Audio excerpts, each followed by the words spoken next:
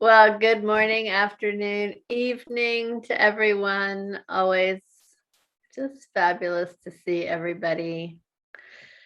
This morning I woke up going, really? We're like halfway through May already? How does this happen? So let's go around and do our brief reintroductions to each other, who you are, where you are, and just an image or a word or two that describes life this morning on May 14th. Gail, do you have an image or word for today? Oh, there's just so much going on. I think I am just feeling excited that my kids are getting vaccinated, their first vaccine today.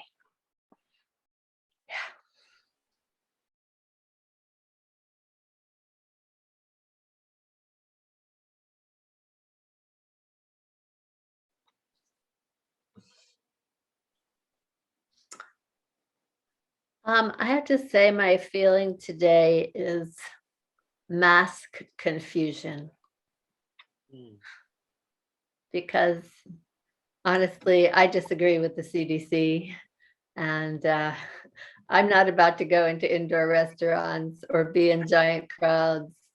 And I just find it very disconcerting that we still can't have a unified and clear idea of how to keep this pandemic under wraps. So it's upsetting to me. However, it's Friday and we are here to do poem making and listening. So that's always a good thing. And I'm going to try to read this poem by Amanda Gorman as best I can. This poem of hers, new to me, called Earthrise. Where? Why am I hearing echo? Hello. Okay, maybe it's better now. Okay. Earthrise. Where despite disparities, we all care to protect this world, this riddled blue marble, this little true marvel, to muster the verve and the nerve to see how we can serve our planet. You don't need to be a politician to make it your mission to conserve, to protect, to preserve that one and only home that is ours, to use your unique power to give next generations the planet they deserve. We are demonstrating, creating, advocating. We heed this inconvenient truth because we need to be anything but lenient with the future of our youth. And while this is a training in sustaining the future of our planet, there is no rehearsal. The time is now, because the reversal of harm and protection of a future so universal should be anything but controversial. So Earth, pale blue dot, we will fail you not. I'll read it once more. Earthrise. Where despite disparities, we all care to protect this world, this riddled blue marble, this little true marvel, to muster the verve and the nerve to see how we can serve our planet. You don't need to be a politician to make it your mission to conserve, to protect, to preserve that one and only home that is ours, to use your unique power to give next generations the planet they deserve. We are demonstrating, creating, advocating. We heed this inconvenient truth because we need to be anything but lenient with the future of our youth. And while this is a training in sustaining the future of our planet, there is no rehearsal. The time is now, because the reversal of harm and protection of a future so universal should be anything but controversial. So earth, pale blue dot, we will fail you not.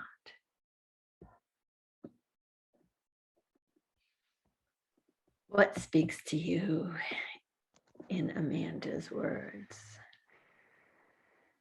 Daniel, I see you saying something, but you're muted. You're still muted. There is no rehearsal.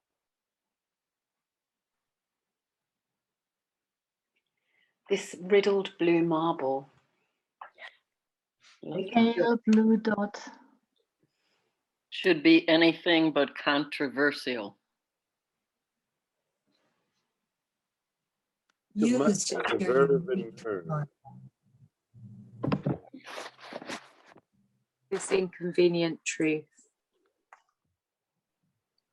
Conserve and protect our home.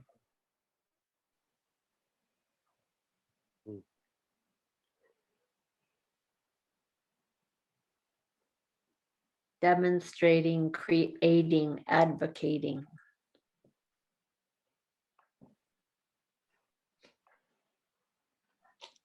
Excuse me.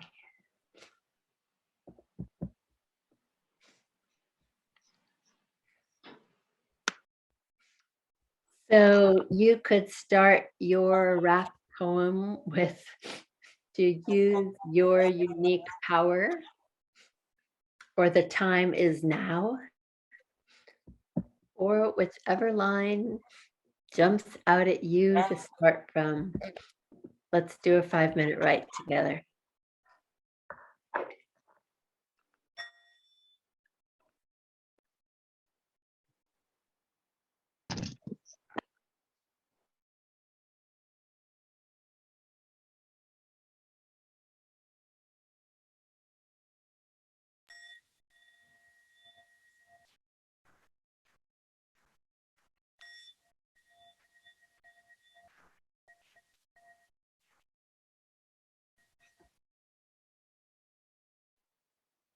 Who would like to start the reading?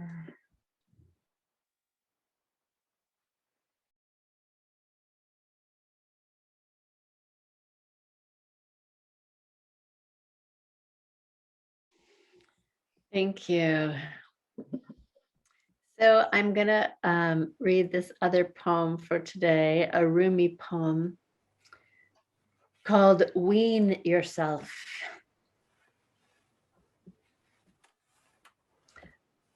Little by little, wean yourself. This is the gist of what I have to say. From an embryo whose nourishment comes in the blood, move to an infant drinking milk, to a child on solid food, to a searcher after wisdom, to a hunter of more invisible game. Think how it is to have a conversation with an embryo. You might say, the world outside is vast and intricate. There are wheat fields and mountain passes and orchards in bloom. At night, there are millions of galaxies, and in sunlight, the beauty of friends dancing at a wedding. You ask the embryo why he or she stays cooped up in the dark with eyes closed. Listen to the answer. There is no other world. I only know what I've experienced. You must be hallucinating. I'll read it once more.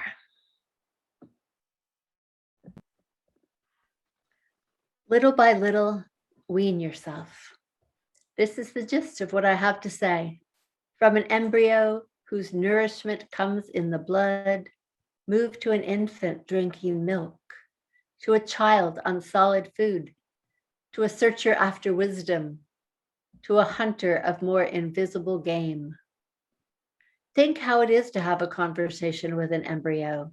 You might say, the world outside is vast and intricate. There are wheat fields and mountain passes and orchards in bloom.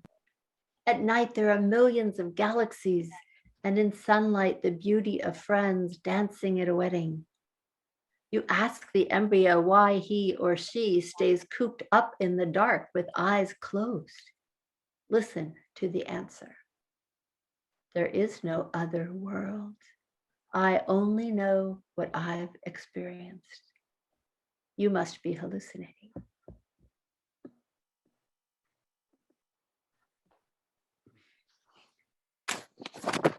What strikes you in this poem? To a searcher after wisdom. I'm sorry. Say that again, Nina. Sorry, Only Eric. know what I experience.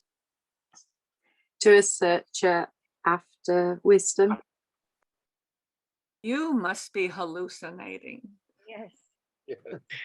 there is no other world. Listen to the answer. Listen to the answer. Yeah. Ask the embryo.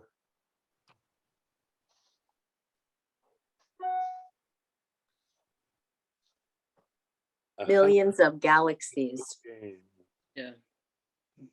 Little by little, wean yourself.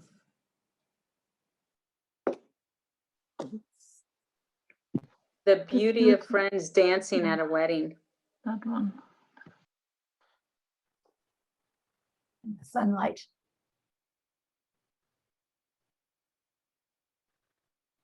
So, as always, if there's a phrase or a word that you want to start with, or even if you want to go back to the first poem, that's fine too. We could use the prompt, I only know what I've experienced. Or you could try speaking from the perspective of the embryo.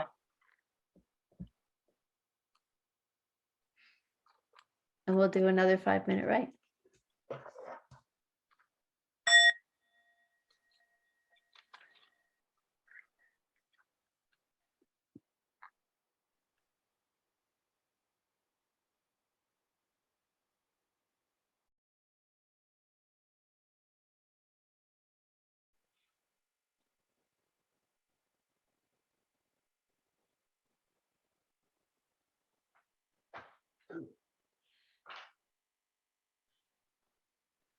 Who would like to read?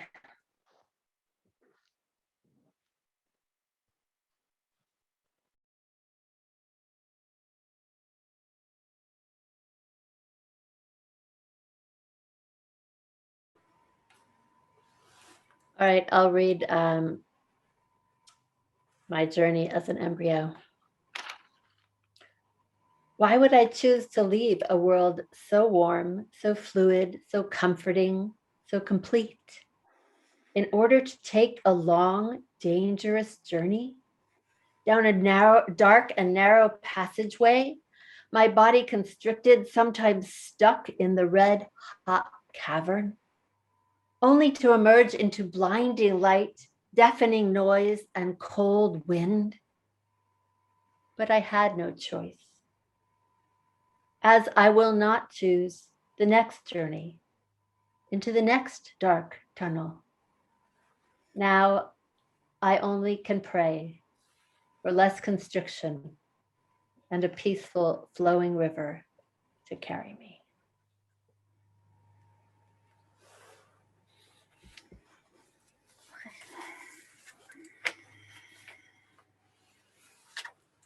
Can you read it again? All right, I'll read it quickly. Why would I choose to leave a world so warm, so fluid, so comforting, so complete, in order to take a long and dangerous journey down a dark and narrow passageway, my body constricted, sometimes stuck in the red hot cavern, only to emerge into blinding light, deafening noise, and cold wind? But I had no choice then, as I will not choose the next journey into the next dark tunnel. Now I can only pray for less constriction and a peaceful flowing river to carry me. Now I can only pray. Constriction. But I had no choice. Line. Carry me.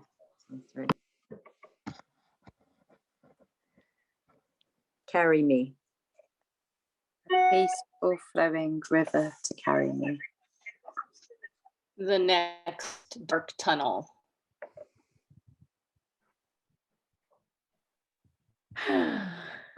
Thank you all for your inspiration, your willingness to week after week step into this amazing river of creativity that is just mind-blowing each time. So as always, please send us what you've written. We're going to get started on our next installment of your poetry soon. So please, it doesn't have to be perfect. It doesn't have to be what you consider a poem even, but we would love to be able to document this amazing work. So thank you. Happy Friday. Stay safe.